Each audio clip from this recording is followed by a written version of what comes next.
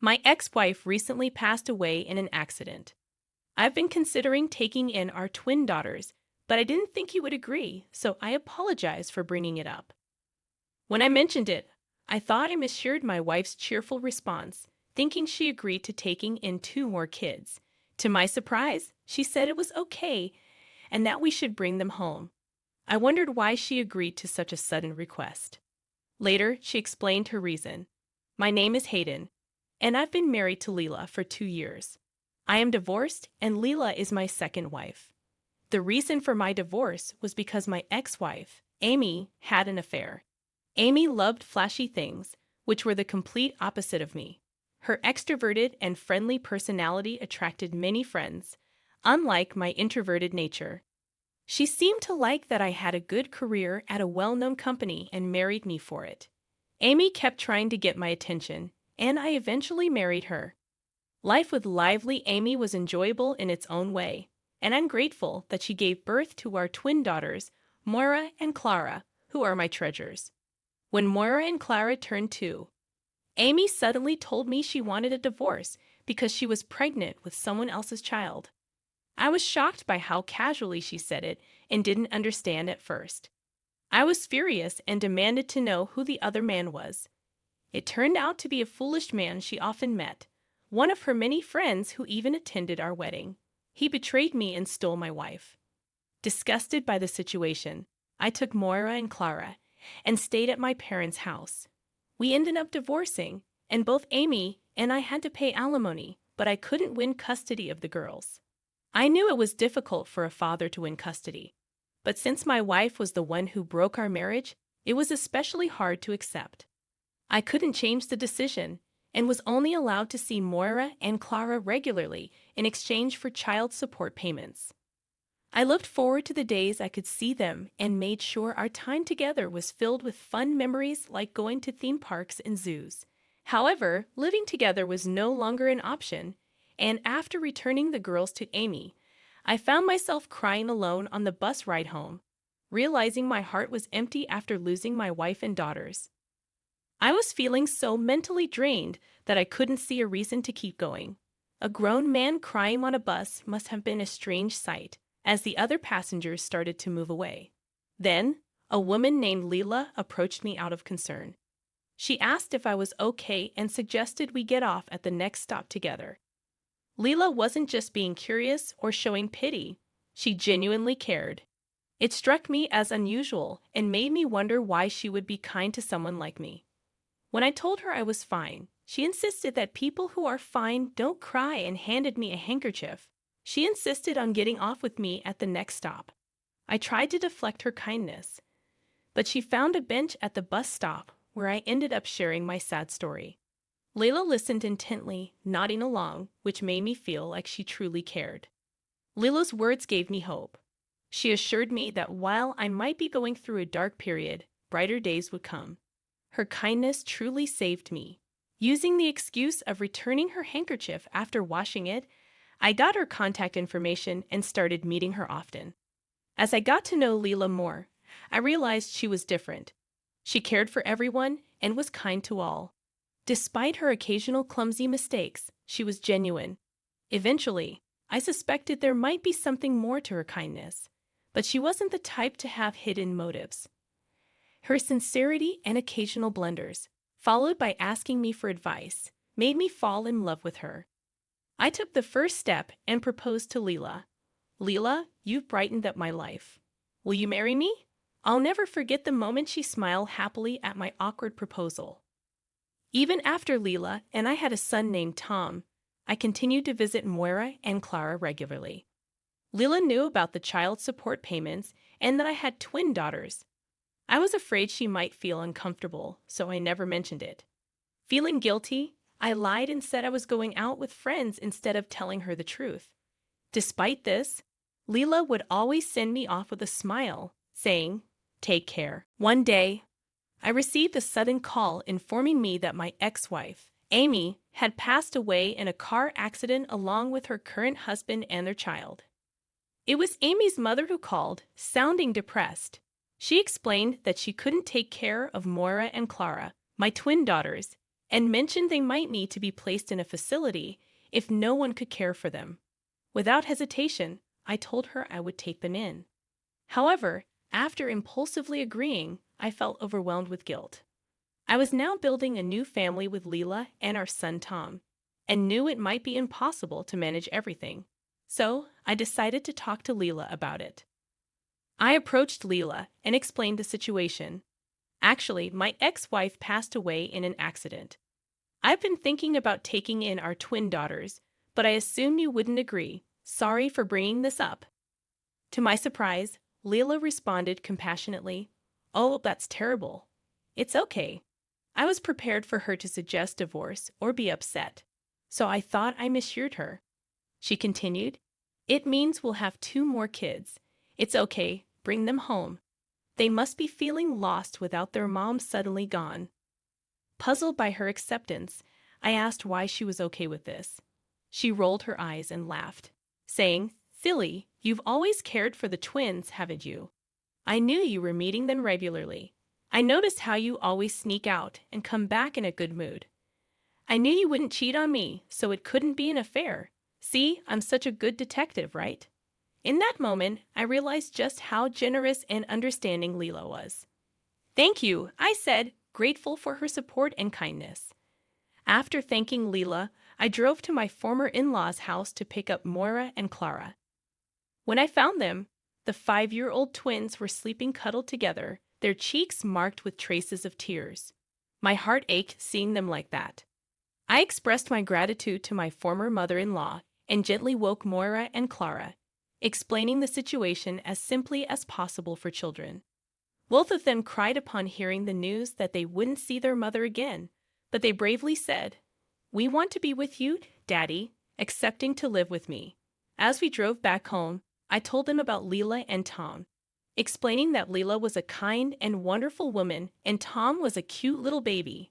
Moira and Clara seemed anxious, but they nodded quietly. When we arrived home, Leela had prepared a feast with dishes that children love. She introduced herself to Moira and Clara with a warm smile, saying, "Welcome, I'm Leela. I'll be living with you guys from now on, so let's get along. I know you two must be very sad right now, but it's okay. You have your dad, and of course, I'm here too." Leela spoke to them gently, encouraging them to eat. Moira and Clara hesitated at first, but soon began eating heartily, which relieved me. After bathing them and putting them to bed, I discovered that Leela had already bought children's bedding. She had carried it home herself since I had taken the car. Leela laughed it off, but I was truly grateful. Moira and Clara initially refused to sleep with Leela, so I ended up sleeping between them. When I apologized for their behavior, Leela reassured me, saying, "It's too sudden for them. For a while, you'll be their main support. Don't worry about me, just do your best." During the night, Moira and Clara cried in their sleep, making it a heart-wrenching night. However, living together went smoother than I had expected. Leela didn't mind when the twins looked at her suspiciously. She scolded them like a real mother when they misbehaved and comforted them gently when they cried. As we settled into our new life together, it became clear that Amy hadn't been very affectionate towards the twins. Moira and Clara tried to do everything by themselves, from getting snacks out of the fridge to putting away their clothes. Initially, I thought they were quite independent, but their behavior seemed unusual. As Leela and I discussed Amy's neglect of Moira and Clara, we realized just how little care Amy had taken of them.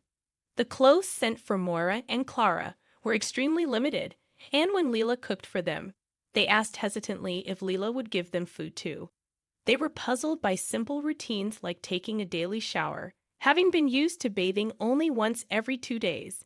It was also odd that Amy went on trips with her new family, leaving Moira and Clara behind.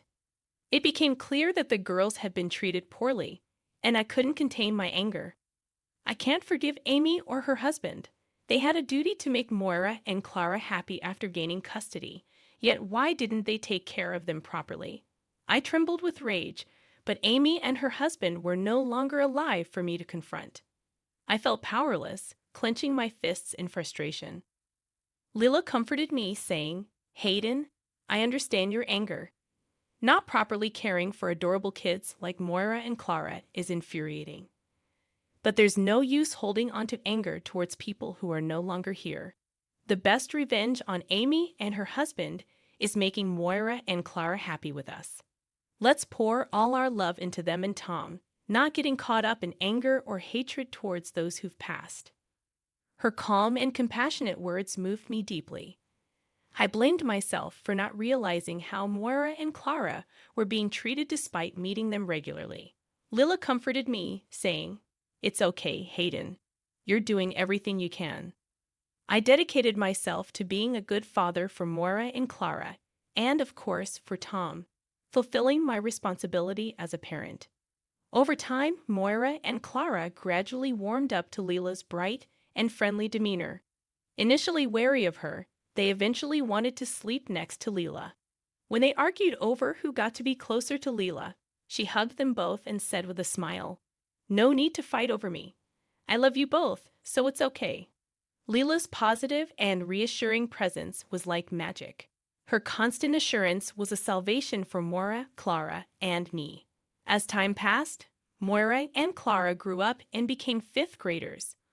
On the open school day, Lila and I shared a nostalgic moment, reminiscing about our youth and sharing stories from when we were their age.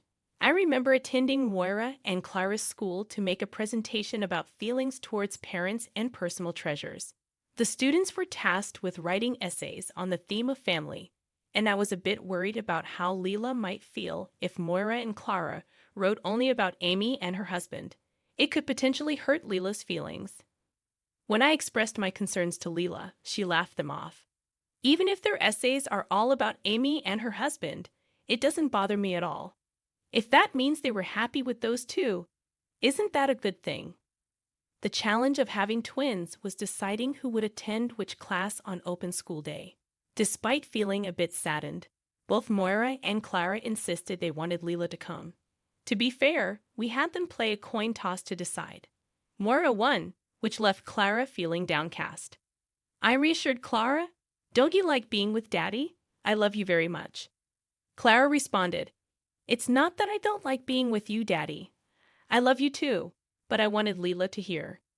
I worried if Clara was starting to rebel, but her true feelings became clear after she read her essay on open school day. In her essay, Clara wrote about Lila, mentioning her life with Amy and her husband, which wasn't very happy.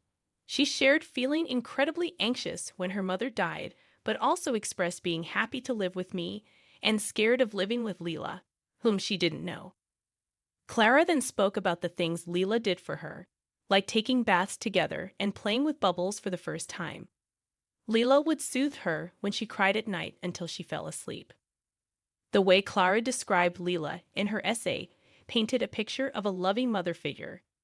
Clara concluded her essay by saying, "I want to call Lila Mom, but I've been too shy to say it, so I've decided to call her Mom when I get home today." As Clara finished reading, I couldn't help but cry uncontrollably.